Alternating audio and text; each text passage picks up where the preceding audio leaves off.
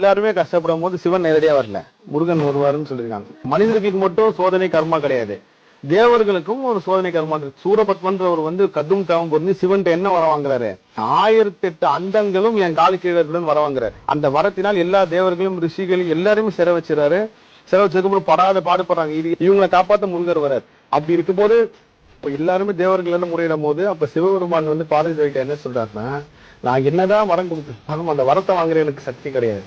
ஆனா அந்த வரம் வாங்கின மோசமா இருக்கும் போது என்னிலும் உயர்ந்த சக்தி அவன் அதுக்கு உருவாக்குனதான் முருகப்பெருமான். இந்த இடத்துல முருகப்பெருமான் கருணை நீங்க பாக்கணுங்க. சூரசம்காரன் சரிக்கு சமமா முருகன் சண்டை போட்டு இருக்கும் போது வீரபாகு கெஞ்சுறாரு, முருகா இப்ப நான் ஜாலி பண்ணிடலாம் வா முருகன்றப்ப ஒரு மன்னிச்சு விடுவான். இல்ல இருந்தாலும் எங்க அப்பாவோட பக்தன் தான் அவன், மன்னிக்க அவனான்னு சொல்லி இன்னொரு வாய்ப்பை கொடுக்குறாரு.